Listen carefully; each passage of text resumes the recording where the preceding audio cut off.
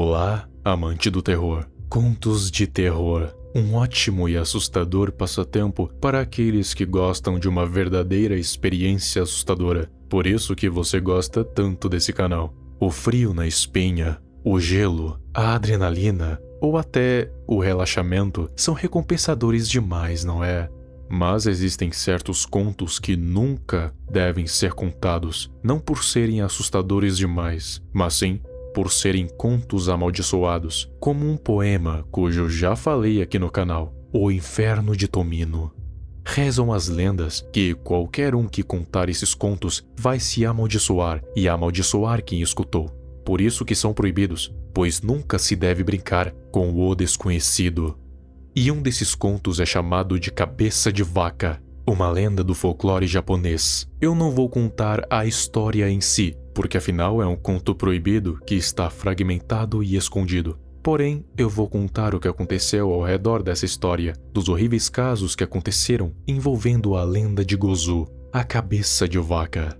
A história em si é desconhecida de fato. Algumas pessoas dizem que ela nem mesmo existe, mas se existir, as pessoas que sabem nunca contarão, porque ela é perigosa demais. Diz a lenda que as pessoas que ouvem essa história são acometidas por um medo extremo, um medo equivalente a ter uma arma apontada para sua cabeça, ou até pior, pessoas que têm o coração fraco morrem instantaneamente logo após a primeira frase da história.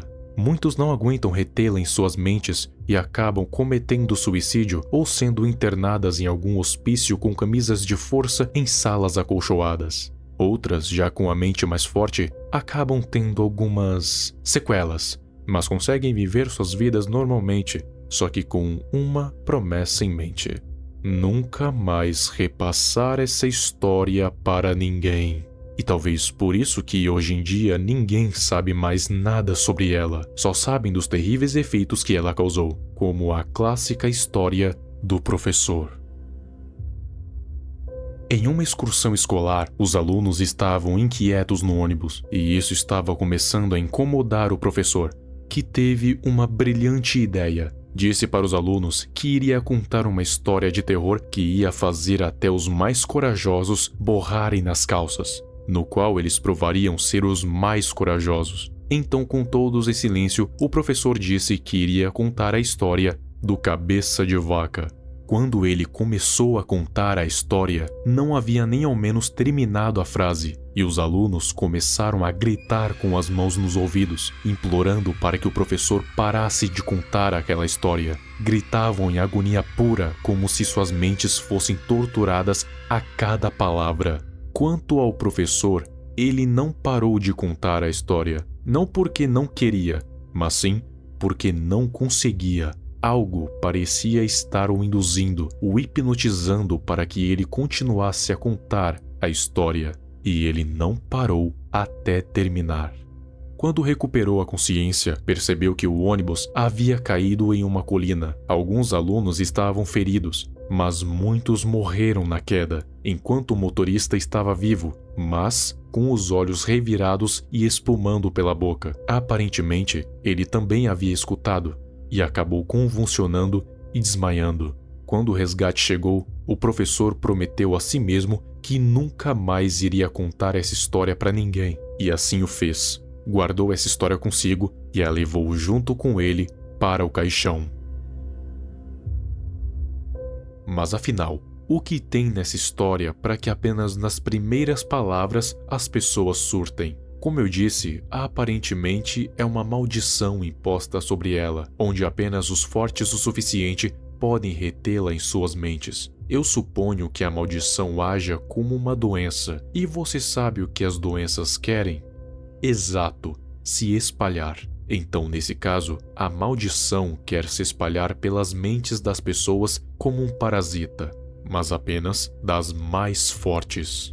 No Japão, essa lenda recebeu o nome de Gozu, que se traduz literalmente como Cabeça de Vaca. Gozu é o nome de um yokai, mas ao contrário dos outros falados aqui, ele não habita esse mundo. Gozu é um demônio que habita o submundo na mitologia japonesa. Mas não apenas isso, ele é um dos guardiões do submundo, que possui o papel não apenas de guardar os portões do submundo, mas também conduzir as almas até lá. E com base em suas ações em vida, elas vão ser recompensadas ou punidas.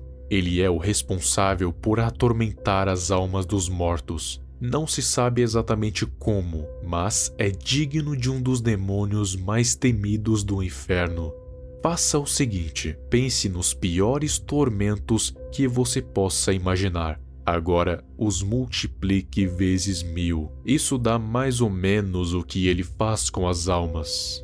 Com isso, eu tenho uma hipótese sobre o que pode acontecer na história amaldiçoada. A história teria sido escrita pelo próprio demônio, com nenhum objetivo além de testar a mente humana e até onde ela aguentava. Então fez questão de escrevê-la manualmente. E o que eu acho que pode conter nessa história são os métodos para atormentar as almas, com os mínimos detalhes e adicionando o fato de que é ele quem está escrevendo. Então, por isso, acaba provocando este efeito nos humanos, pois poucos aguentam saber como as almas sofrem no submundo. Agora eu te pergunto, sua mente aguentaria saber exatamente, com detalhes, como é o tormento nas profundezas do submundo?